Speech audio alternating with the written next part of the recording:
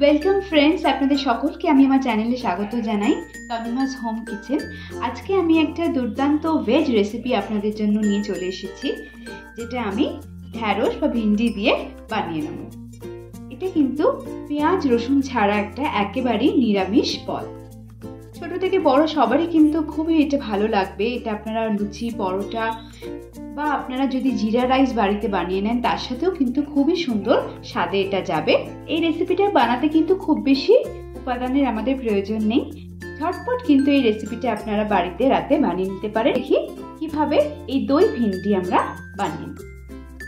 আমি এখানে 250 গ্রাম মতন ভিন্ডি কেটে রেখেছি। প্রথমে আমি ভিন্ডিগুলোকে ধুয়ে কেটে নিয়েছি। চলুন এবার আমরা রান্নাটা বানিয়ে নিই। কড়াই প্রথমে আমি একটু সর্ষের তেল নিয়ে নিচ্ছি।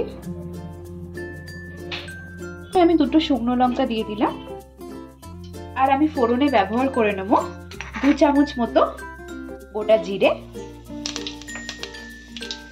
আর 2 চামচ মতো গোটা ধনে।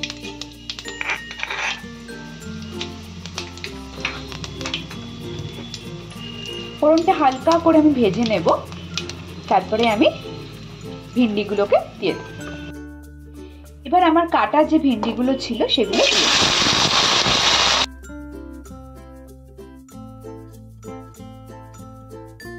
ভিন্ডিগুলোকে আমি মিডিয়াম ফ্লেমে ভেজে নেব। এবার আমি এর মধ্যে দিয়ে দেব হলুদ। হলুদ আমি এখানে 1 টেবিল স্পুন মতো নিয়ে নিলাম, আর নিয়ে নেব আমি এখানে 1 টেবিল স্পুন মতো রেড চিলি পাউডার। আমি আগে একটু নেড়ে নেব।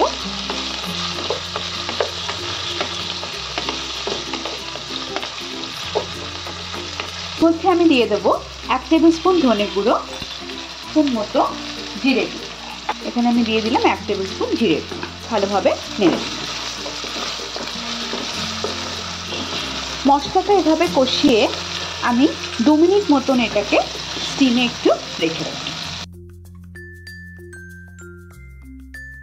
2 মিনিট আমি স্টিমে রেখেছিলাম, এটাকে আমি তুলে দিচ্ছি। এবার আমি কুচো করা কিছু টমেটো রেখেছি, এই টমেটোটা এর মধ্যে দিয়ে দেব।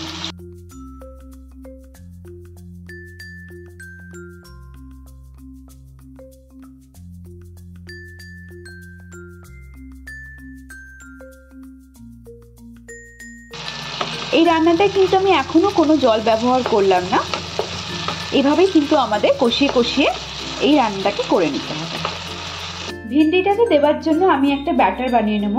তার জন্য আমি এখানে দেখুন নিয়ে নিয়েছি 100 গ্রাম মতো টক দই।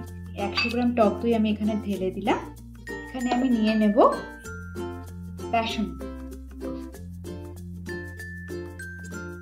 25 গ্রাম মতন আমি এখানে বেসন নিয়ে নিয়েছি। আর আমি এর মধ্যে নিয়ে নেব গুঁড়ো, জিরে গুঁড়ো আমি 1 টেবিল স্পুন মতো নিয়ে নিলাম। আর নিয়ে নেব আমি এখানে 1 টেবিল স্পুন গুঁড়ো লঙ্কা। তবে সরষের তেল একদম অল্পই নেবেন, 2 থেকে 3 টেবিল স্পুন মতো নিয়ে নিলে হবে। আমি এখানে 3 টেবিল স্পুন মতো সরষের তেল নিয়ে নিচ্ছি। হাফ টেবিল স্পুন মতো হলুদ নিয়ে নেব। আর আমি শেষে এখানে নিয়ে নেব স্বাদ মতন একটু নুন, 2 টেবিল স্পুন আমি নুন নিয়ে নিলাম এখানে। এবার এই পুরো মিক্সচারটাকে আমাকে ভালোভাবে মিক্স করে নিতে হবে।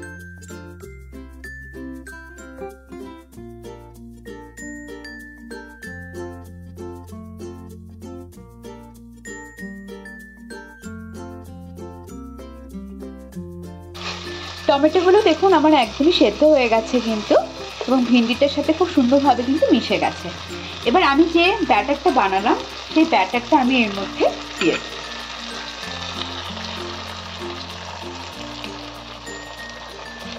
আমি এটাকে ভালোভাবে নেড়ে নেব।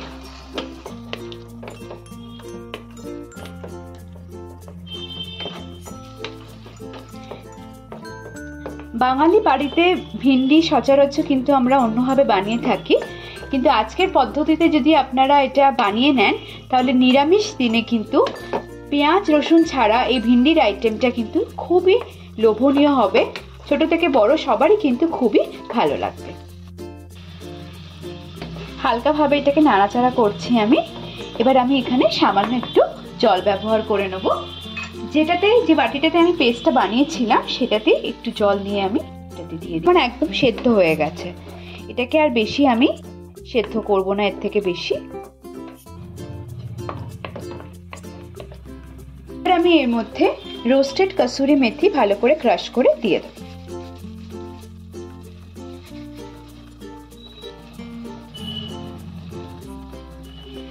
কসুরি মেথিতে কিন্তু এই রেসিপিটার টেস্টটা আরো সুন্দর হয়ে যাবে।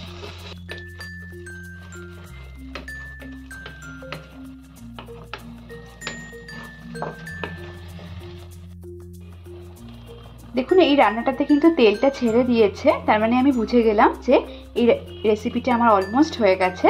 শেষে নামাবার আগে আমি 1 টেবিল স্পুন মতন গরম মশলা দিয়ে দিই, নিয়ে হালকা করে আমি নেড়ে নেবো এটাকে।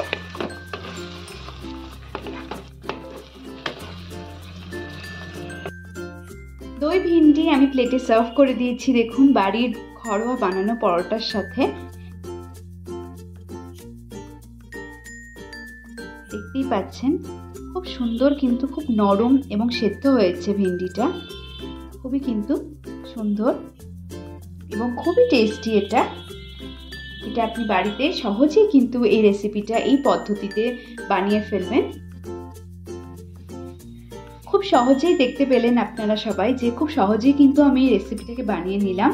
আপনারাও কিন্তু এই পদ্ধতিতে যদি বানিয়ে নেন তাহলে খুব টেস্টি একটা নিরামিষ ভিন্ডির একটা রেসিপি বানিয়ে ফেলতে পারবেন বাড়িতে। গেস্ট আসুক, বাড়ির বাচ্চা বড় কেউ খেতে চাক, কিন্তু এই রেসিপিটা এইভাবে বানিয়ে নিলে খুবই কিন্তু সুস্বাদু লাগবে। লুচি পরোটা সবার সাথে কিন্তু খুবই ভালো লাগবে। আপনাদের এই রেসিপিটা আজকে যদি ভালো লেগে থাকে তাহলে প্লিজ আমার চ্যানেলটাকে সাবস্ক্রাইব করবেন, ভিডিওটাকে শেয়ার করবেন, লাইক করবেন এবং বেল আইকনটাকে ক্লিক করে রাখবেন যাতে আগামী পর্বে সমস্ত ভিডিও নোটিফিকেশন আপনাদের কাছে পৌঁছে যায়।